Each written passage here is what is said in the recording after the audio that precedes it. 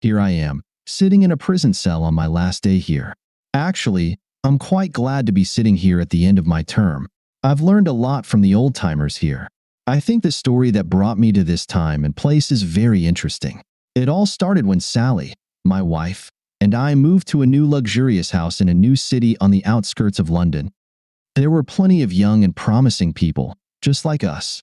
It was fun socializing with each other. There were single guys and girls, but mostly it was couples, as well as those who just lived together and didn't want to get married. On weekends, someone would host parties at their place. We were all young, energetic, middle-level managers in various law firms, advertising agencies, and real estate agencies. I was an aircraft mechanic and even rose to be a chief before I found out that I was good at persuading people to spend more on a house than they needed, selling them a mortgage at a favorable rate, which, at least, was good for me. Sally was a junior sales manager at an advertising agency. We were all quite well off and life was good. We often gathered at the local wine bar on Fridays at noon to grumble about clients who didn't know they were being deceived and to pat each other on the back. One Friday, I called Sally to let her know I wouldn't be there until 3 or 4, as I had a few clueless clients to catch up with, and I'd see her there when I was done. I pulled up to the bar just after 4, and the usual crowd was there. Sally wasn't in sight, so I asked one of the girls where she was. She wasn't feeling well, and Gerald took her home. Sally and Gerald worked at the same agency, so they were somewhat friendly. And it was Gerald, not Jerry or Ja, but Gerald. The problem was that Gerald was a bit of a womanizer and a bit of a fool when it came to women. He had this attitude of, "I'm God's gift to women," and some women seemed to agree with him. We all witnessed drunken arguments between Gerald and his wife Fiona because of his flirting. Maybe it wasn't just flirting. They had been married for less than 2 years, although they had been together for several. It wasn't a match made in heaven. Sally and I thought that Gerald's gift to women had dimmed a bit with Fiona. Feeling a bit discouraged, I drove home. Gerald's car wasn't nearby, nor was Sally's. She was probably still at work or in the bar's parking lot, and Gerald would have gone home in his own car. Assuming my wife wasn't feeling well upstairs in bed, I approached the house cautiously, opened the front door, and went upstairs, hearing the sounds no married man wants to hear unless he's involved in the process. "Oh yes, deeper. Stop. We shouldn't be doing this. Stop. If Mike catches us, he'll kill us. But it feels so good." I took out my mobile phone and started recording video, carefully opened the bedroom door to see Sally lying on her back while a naked Gerald was fucking her on our bed, with Sally's legs wrapped around his back. Damn it. I recorded a few seconds of video for divorce evidence and turned off the phone. The first thing I wanted to do was to be violently torn apart. The second was to cause some damage. The second part was easy.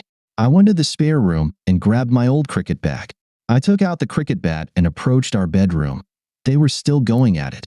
With a strong swing, I slammed open the door. The look on their faces was priceless. Gerald's face became even more astonished as the bat hit him on the side of his chest, sending him flying off the bed into the wall. I grabbed Sally by her long hair and threw her off the bed into the corner next to him, shouting, "What the hell are you doing?" As if I don't see. "Mike, baby, it's not what it looks like." "Oh yes, it's exactly what it looks like. You're fucking that damn crap in our bed." Gerald was already standing, clutching his ribs. I grabbed him by his long blonde hair and threw him onto a chair in the bedroom, saying, "Sit here until this cricket bat touches your balls." I took out my phone, showed him the video I recorded, and said, "Stay put, or I'll send this video to your wife." I looked at my wife, cowering in the corner, waved the cricket bat in front of her face and said, "If you move, this bat will hit your pretty face and you'll look damn ugly by the time I'm done." I was visited by vile, disgusting thoughts. This idiot would fear me for the rest of his days. He would never dare come near my wife again. I went downstairs and grabbed a rope, a 5 centimeters wide black ribbon, and wire, the kind we use in airplanes to prevent nuts and bolts from coming loose. It's stainless steel about 1/2 millimeter thick, similar to cheese wire, wire threaded through a holder for slicing cheese. When I returned upstairs, Gerald was still sitting in the chair, and Sally was still crying in the corner. I instructed Sally to tie Gerald's body to the chair and secure his hands to the chair. She did everything exactly as I told her, then returned to her corner. Then I took a piece of rope, tied it to Gerald's left ankle, passed it through his thighs, tied it to the right ankle, and tightened it. His heels were pulled up on both sides of the chair, almost touching his thighs. This is the most unpleasant part.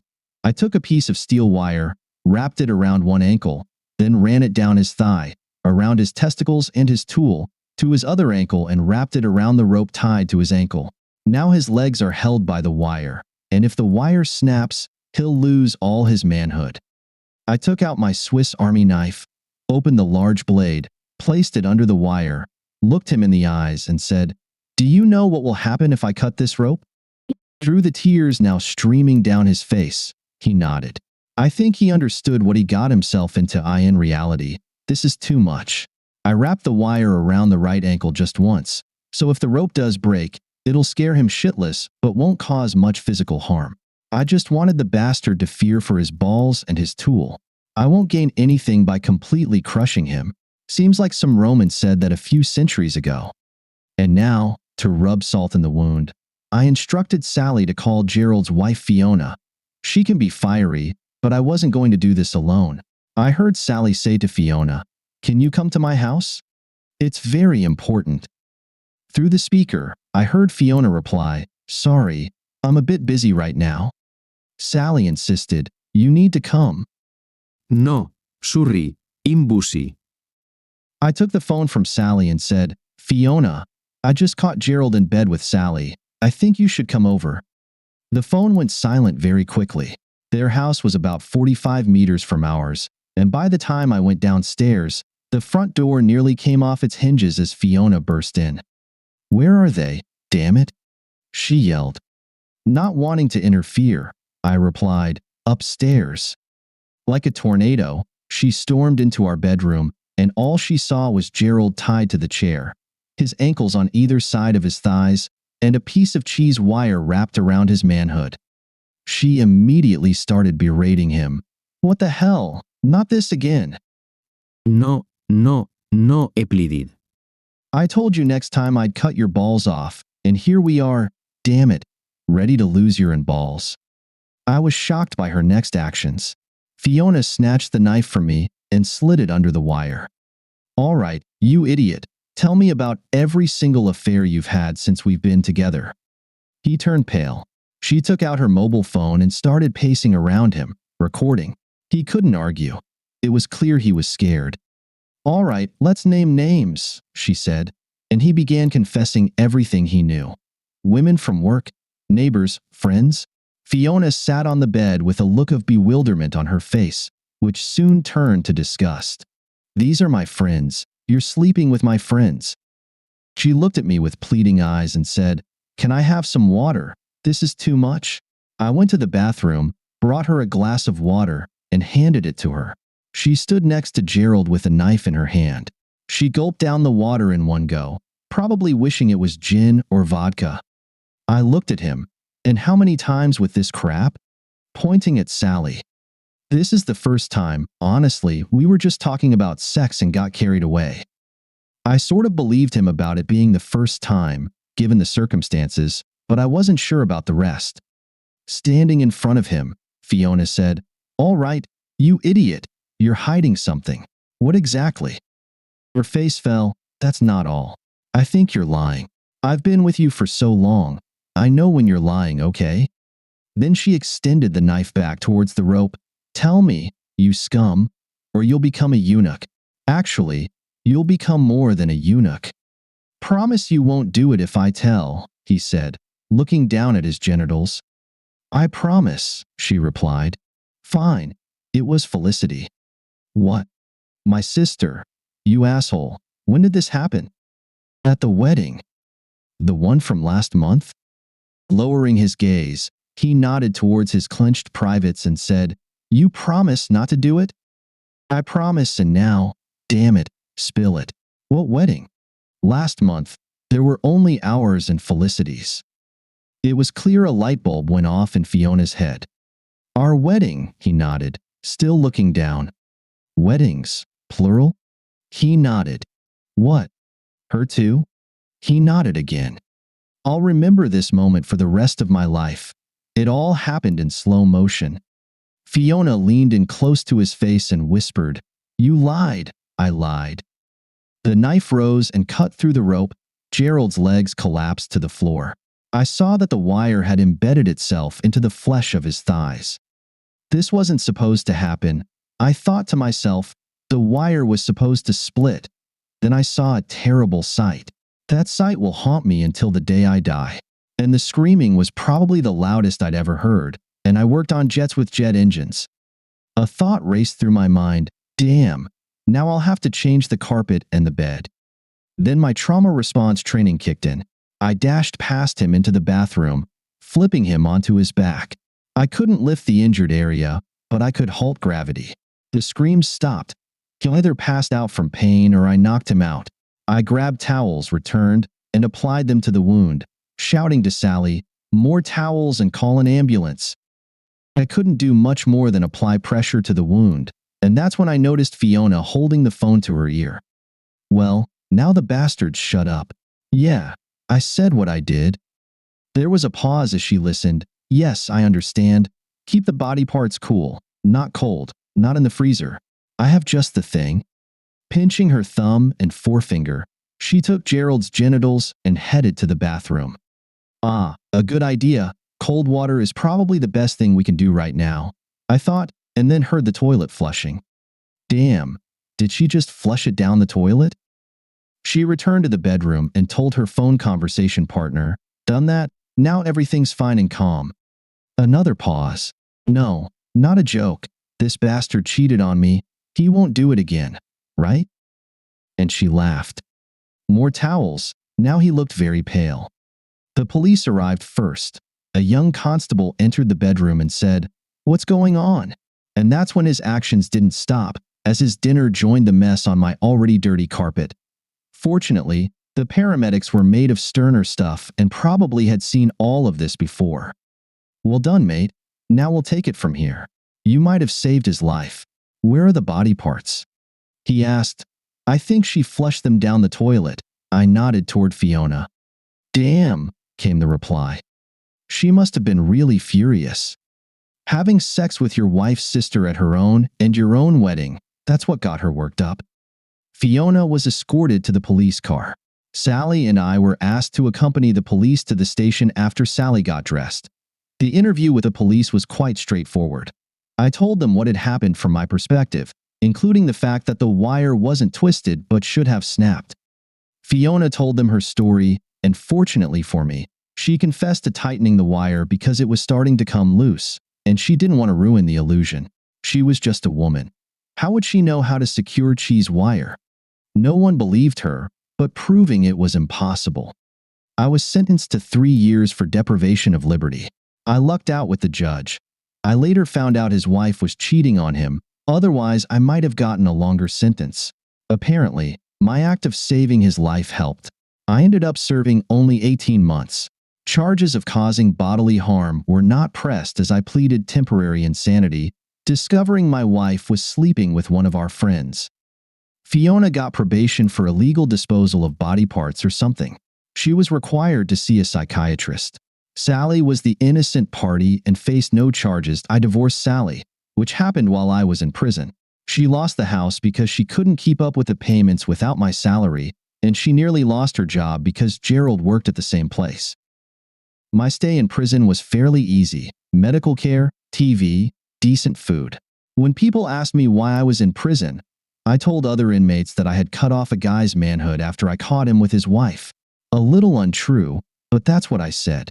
I seemed to gain respect. I walked out of prison on a bright sunny morning with a train ticket in my pocket as I had been found a job up north. I was surprised to see Sally waiting for me. Since the divorce became final, she had visited me only twice. Despite the warm day, she was dressed in a trench coat with a belt, and I had a feeling I knew where this was going, as it was one of my fantasies. Approaching her, I realized I was right.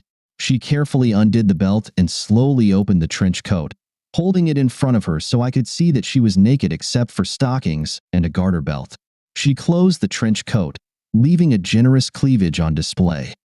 As I walked up to her, she slipped her hand into mine, and we continued walking. She said, "Hello, darling, you're out now. I'll start making up for my guilt. I've booked a room at the hotel just around the corner." I eagerly awaited a few pints of beer after 18 months without it, but beer I could get any time. Sex, however, was a bit more complicated. I looked at her and said, "Lead the way, milady." As we walked, she spoke to me as if trying to say everything before we reached the hotel. "I know we're divorced, but I want to make up for my guilt. I love you, and I know I made a big mistake. I don't know what came over me. It's all my fault, and I should take all the blame. It was just a fling. It meant nothing. Can you find a way to forgive me, please? I'll prove I can be faithful. I know it won't be easy for you to trust me again, but please try." I grumbled indistinctly. "Please, just think about it," she asked, and I chuckled again. We headed to the hotel, and from the looks we received at the reception, I realized it was quite common. People leaving prison and immediately jumping into a hotel room. She swiped the card, and we entered the room. There was a bottle of gin and several bottles of tonic on the dresser. She smiled and said, "You better get undressed while I bring us something to drink." There was no subtlety in that. I enjoyed the gin, then tore off her coat and tossed it onto the bed. After wild sex, I rolled off her and said, "Thanks, I enjoyed that." I took a sip from my glass leisurely, then looked at her and asked, "What do you think? Where do we go from here?" She lay in my arms, looked into my eyes, and said, "I know it's my fault. I hurt you. I should have said no, but I got carried away, and it won't happen again. I can promise you that." "But I heard you say he was good, better than me?" "No, he wasn't as good as you. He was mediocre. I tried to boost his ego so he could perform better. He can't compare to you." I thought to myself, not anymore. "So, you risked our marriage for a little pleasure, and he wasn't even as good as me. That's very disappointing." "I know I was wrong. It was my mistake. What do I need to do to get back into your life?" "For the past 18 months since that day, I've been celibate. I don't need anyone else. I only want you. I know it won't be easy for you to forgive me. I'm not sure if you can. But I won't rise again, bitten twice. I'm not going to risk losing you again. I'm unlikely to make the same mistake twice. Can we try, please? Can we at least try?" I let her finish her little speech. When you work as a real estate agent and a manager, you become a bit of a psychologist and learn to read people by their actions and words. Looking at her, I said, "I think I've rested enough. Let's go again." We had sex again. I got off her and went to the bathroom to take a shower. When I returned, I could tell she wanted more, and she had that eager, cute, sexual look I knew so well when she wanted something. I looked at the clock and started getting dressed, making her kneel so we were eye to eye. "You're leaving?" I looked at her. She was embarrassed but very cute. Her breasts looked just as beautiful as they did 18 months ago. I could get used to having her every day and taking her as I pleased. "Yes, I need to catch the train." "But why?" I looked at her and replied, "They found me a job in a real estate agency in Merseyside while I was in prison. Right now, it's just paperwork, but I think I can make it work. I'll consider your offer." By then, I was already dressed and, reaching the door, opened it. I glanced back at her and said, "It would be easier for me to decide in your favor if you apologized." I heard her shout no as I closed the door. I lied, took the train to Lincoln, and returned to work as an aircraft mechanic. They didn't pay as much as the real estate agency, but at least the people weren't jerks. The last I heard of Fiona was that she was dating a biker, and Gerald was now called Geraldine, not Jerry, not Ja, but Geraldine.